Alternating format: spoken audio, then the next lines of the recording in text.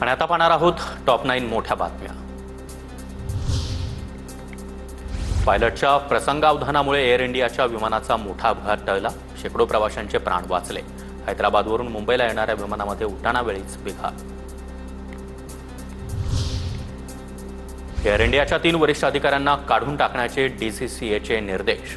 Crew scheduling संबंधित सर्व भूमिकांमधून काढण्याचे डीसीसीएचे निर्देश। देशभरात आज 11वा आंतरराष्ट्रीय योग दिवस साजरा। पंतप्रधान मोदी यांच्या उपस्थितीमध्ये विशाखापट्टणममध्ये योगाभ्यास, तर नागपुरात नितीन गडकरी आणि चंद्रशेखर बावनकुळे यांच्या उपस्थितीमध्ये कार्यक्रम। गोल्डन बॉय नीरज चोप्राला पॅरिस डायमंड लीगचं जेतेपद। 2025चा नीरजचा हा पहिलाच किताब।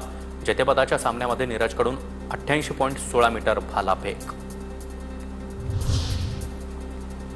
डेटा रिकव्हरीसाठी ब्लॅक बॉक्स अमेरिकेला पाठवणार। विमान दुर्घटनेचं कारण शोधण्यासाठी सरकारचा निर्णय, सूत्रांची माहिती।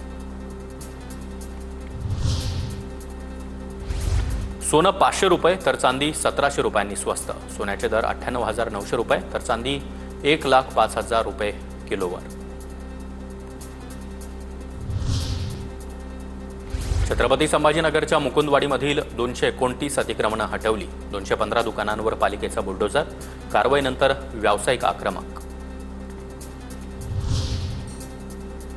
वाढवण विकास केंद्राच्या क्षेत्रामध्ये वाढ। वाढवण बंदरालगत चौथी मुंबई वसवण्यात येणार। वाढवण विकास केंद्राचं क्षेत्र 512 चौरस किलोमीटर करण्याला मान्यता। इंटेल कंपनी जुलैमध्ये 10,000 कर्मचाऱ्यांना काढणार। इंटेल आतापर्यंतची सर्वात मोठी कर्मचारी कपात करणार।